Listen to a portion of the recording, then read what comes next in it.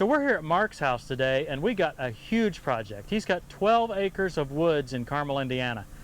Now, I'll tell you that 12 acres of woods in Carmel, Indiana doesn't happen very often. Now, Mark, I was just telling the viewers a little about your project. Maybe you can tell us a little more about it. Sure, yeah. Well, we just bought this property about 2 months ago, and it's on 12 acres, most of it's wooded. And what we thought is we'd like to keep that away from any subdivision. It's surrounded by subdivisions, which Carmel's kind of known for, I think. The real estate agent who sold us our house also worked with Tim and Christy on their place, and so that's how we connected. They came out, we put together a plan to put some pathways through the property and to take out some of the ash trees that are dead and a few of those that might, hurt the property. The idea being to improve the woodland and the environment for the animals who live here. That's what we're going to do. Here we are protecting the environment, and the first thing I'm going to do is mow down trees. How does that work, Mark? That's really what it is. Sometimes, you have to be selective in what you're doing, but in order to make this pathway to be able to get into the other trees, some of these we're going to have to take. And we've already been through this in quite a lot of detail to kind of decide the circuitous, I can't say that word, circuitous. Is that right? Circuitous, yeah. Circuitous route that we're going to be taking. It's not perfect, but we're trying to make sure that we avoid the important trees and try to just get through there the best we can with the least amount of disturbance. Right. I love the suggestion that Tim made on the third walkthrough, which was, we might even carve out some little benches here on some of the downed trees where people, could sit as they're walking. Yeah, because I get tired about 50 feet of walking. That's about all I can handle. I need a seat, Mark.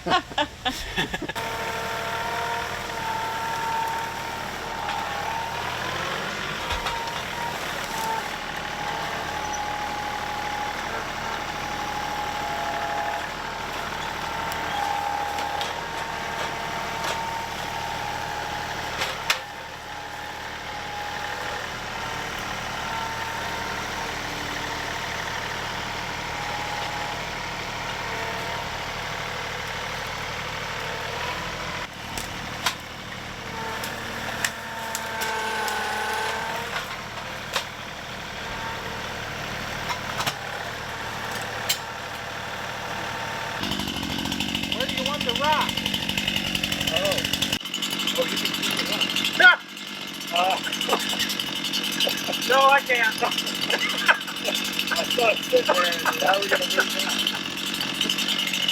How about over here by the gate? Would that work? Wherever you want it. Yeah. No, Johnny can't pick it up. I guess you can do just about anything with this.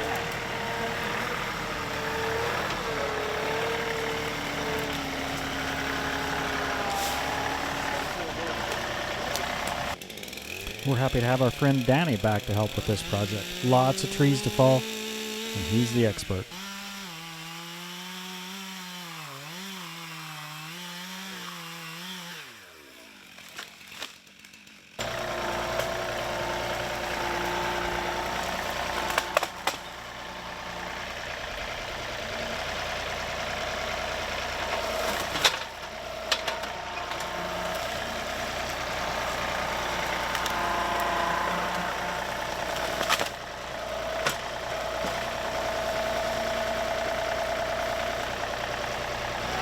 Let's see how close to the camera I can get.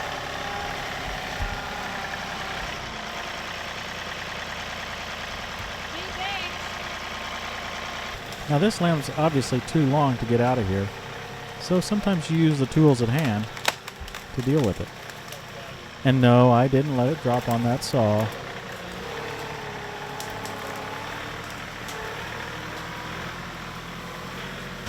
I'm going to drop this one right there, or try to.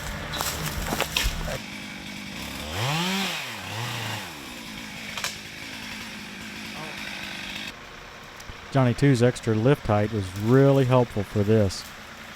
I was able to reach up high enough that I wasn't nervous about pushing on the tree. Didn't have any fear about it coming back over on me.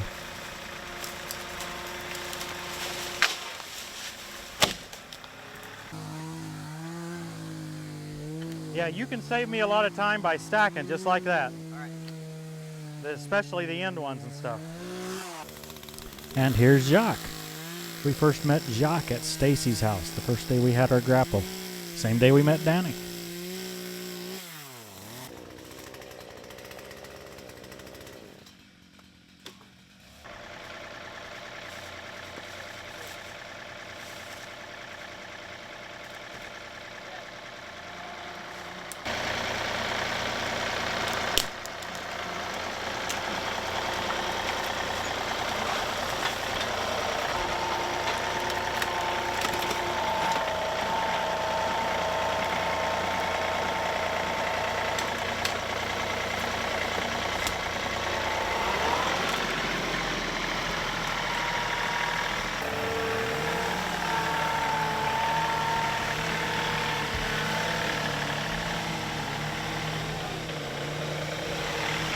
Camera up and then take the mower and mow some more down there.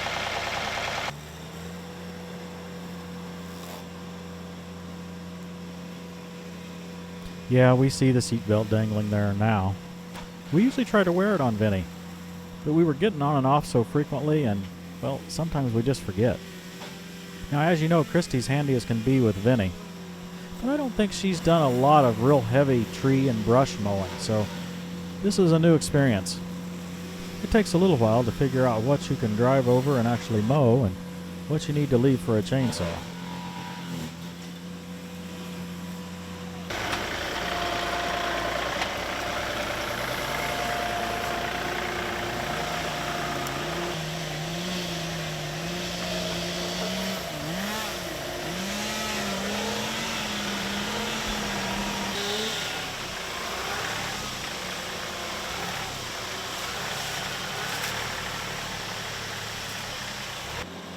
Now this portion of our trail, I believe, was actually an old roadway, but it's been allowed to grow up for, I would estimate, 10 years or more.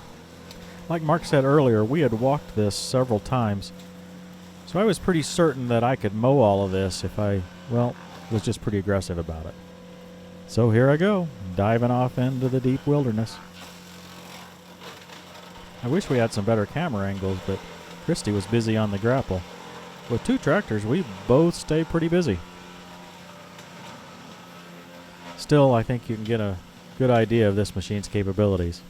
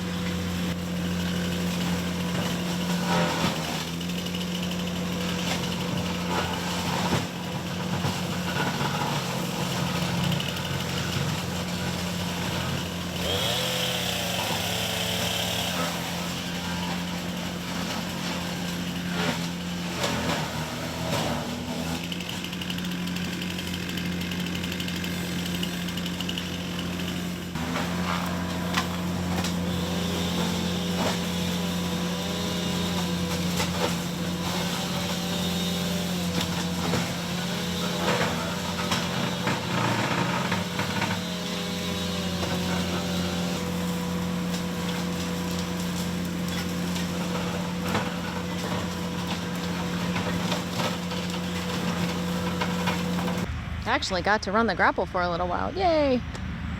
And here's the path so far. Yeah, I think I'm just going to try to hinge it on that end, push it right beside that other one. He wants to leave all of this. Okay. So the trail's going to go around that. I'm going to try to knock down that pile of dirt. Okay. Right after I push this around. Okay. And then the next step is to go down there and grab some of that stuff. I don't know how much he got sawed, but okay. Grab that and haul it out. Yeah, this is pretty, so I would... It is. This is what I was telling you about, Christy. Yeah, that's pretty, so I would leave that too. I'm going to take this one piece and just try to keep from rolling it. I may not be able to, but I intend to just push it around. And then the rest of all this I'll just leave. Okay. Yeah, I thought this was really cool. Yeah. It's all covered with moss. This illustrates one of the challenges of the type of work we do. No, not moving the log. It's deeper than that. It's understanding the customer needs and desires. Some of the customers we deal with would just want those things piled up out of the way and would see them as a nuisance. Mark sees the moss on top of those old, almost rotten logs as one of the prettiest things in his woods. So it's my job to be very careful and try to position them so that the moss is still on top and to try to keep from breaking them with the grapple. It's not always easy to determine what's important to the customer, and what's important to one customer might be a don't care to the next one.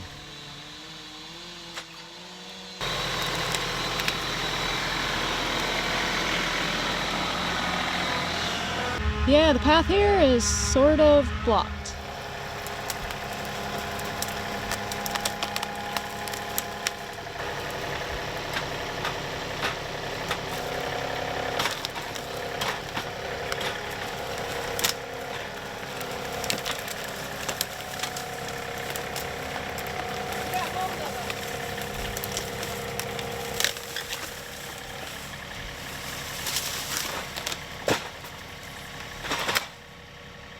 Is that what they call a widowmaker? Yeah, but it's also what they call a hydraulic leak, which may be a busted hose. Uh-oh. Aw, man. We probably don't have any of those parts here, do we? No, this, I wouldn't have any more of these. That log fell on it and busted it. Yeah. I could go to single clamp. That's one thing I could do. I shouldn't have been pulling on that whole thing. I knew it wasn't cut, but I guess I thought I could break it. Well, anyway, that big log that fell back on the grapple busted my hydraulic hose. This fitting right here. So it's after closing time today. I don't think there's any way I could get it fixed today, but what I can do is take off one of these clamps.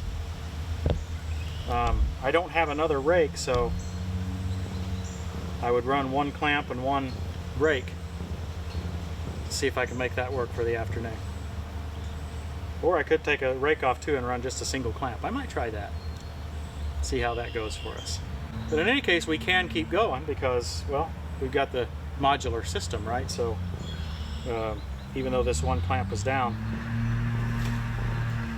we'll figure something out. That's awesome.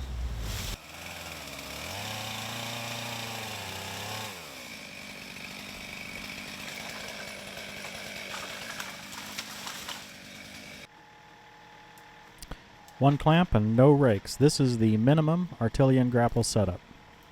It would be hard for me to limit myself to this for, a significant project, so now that I'm forced into it, I might as well give it a good test. The biggest thing I noticed is the lack of those rakes means it's harder to straighten the load. Notice how this load is all kind of crooked? Well, this one's a little straighter, but that's because it was already stacked for me. In general, I found it just a little bit harder to corral the load. I think having two rakes, one on each side of that clamp, would have helped a lot.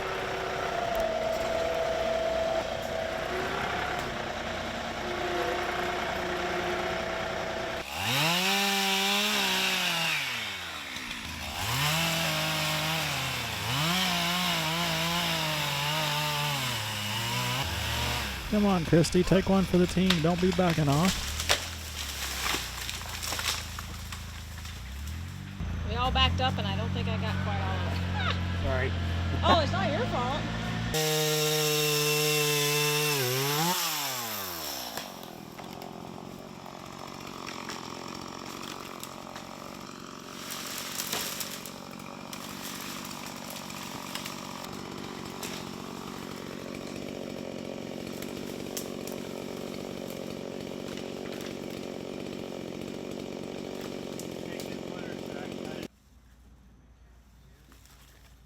Even when manually stacking, it's clear that the additional two rakes, one on each side, would have helped to allow a larger load. Having said that, when configured with just a single clamp like this, I believe this is the lightest grapple configuration available for a subcompact tractor. And it gets the job done. Might be a good way to start, and you could add the additional rakes or additional clamp later. This is a big tree. I'm glad Danny's here for this one.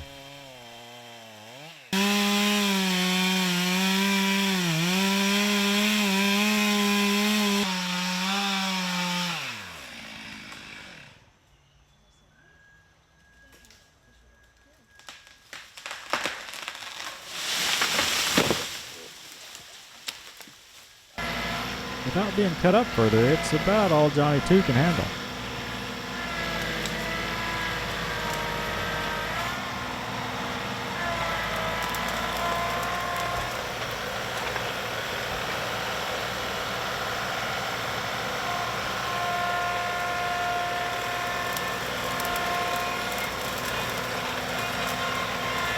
Chrissy, this area is really pretty. I was a little bit surprised at, you know, how quickly and how nice it's come together. And I like Mark's vision of trying to leave a lot of the rotten stuff here. It's not typically the way I would think, right? I typically want to clean stuff up, but it's working well. And I've been able to move some of those trees some of those logs that got moss on them and stuff. I've been able to kind of move them without turning them over. And it's worked really well. Yeah, I think it's pretty. So, folks, we're going to keep working here this evening, but it may get too dark for the camera, so we may not have a lot more video. We would really appreciate it if you'd subscribe to our channel and press the like button on this video.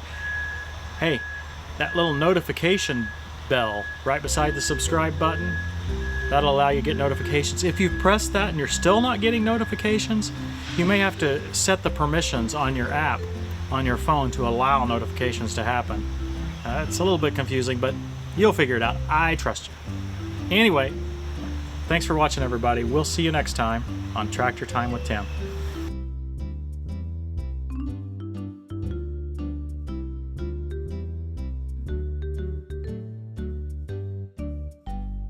It's too bad it's dark in here. It looks like a John Deere dealership landed in your driveway.